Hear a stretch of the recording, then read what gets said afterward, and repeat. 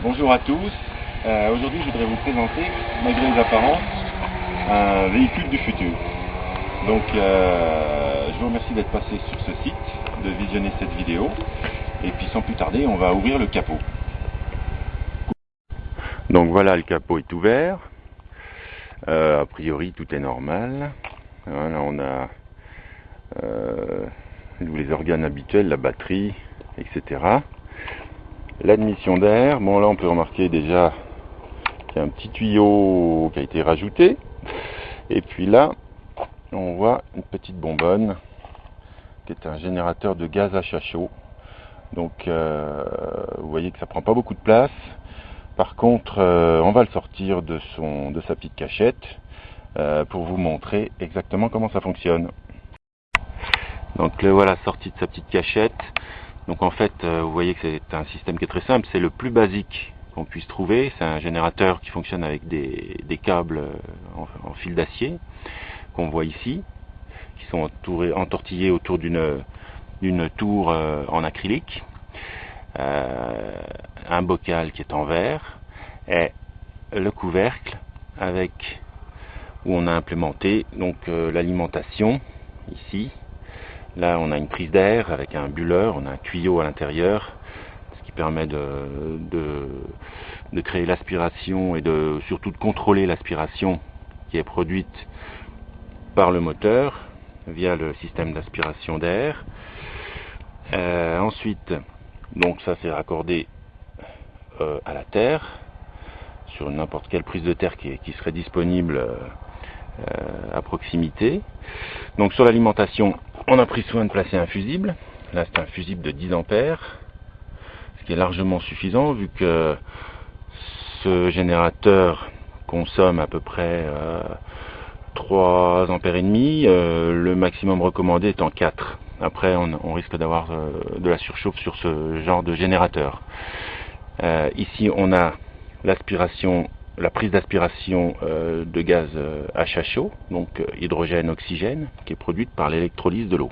Une fois qu'on aura mis le courant, qu'on aura mis le contact, vous verrez se produire la réaction, l'électrolyse de l'eau, donc production de gaz à chat chaud, qui va être aspiré par ce tuyau, où on a une valve anti-retour, ce qui empêche le gaz de repartir dans ce sens-là.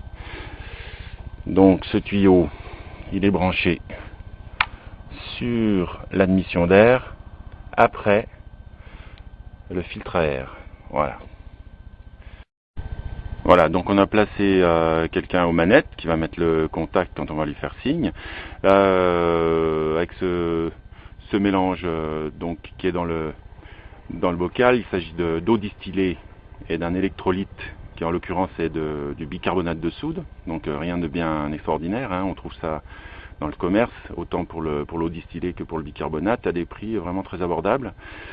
On voit un petit peu de dépôt, ça c'est la caractéristique du bicarbonate de soude. Il y a d'autres électrolytes qui sont possibles et qui ne créent pas de dépôt.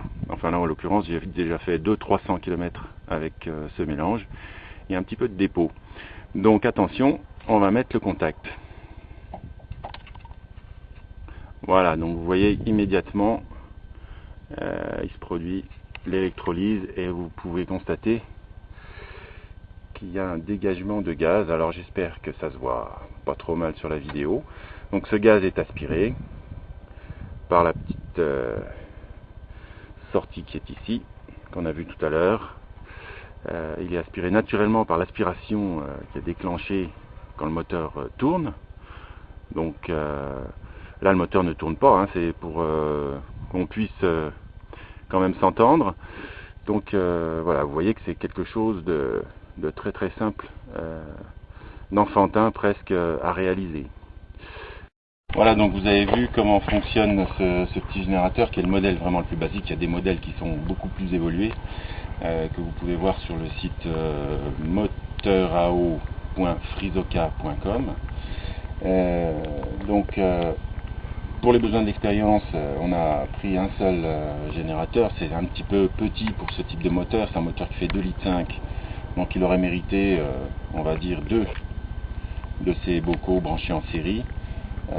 pour réaliser vraiment des économies conséquentes. Avec un seul bocal comme ça, on économise quand même 15 à 20% de carburant, donc c'est pas négligeable vu que c'est un véhicule qui consomme 11 litres en temps normal.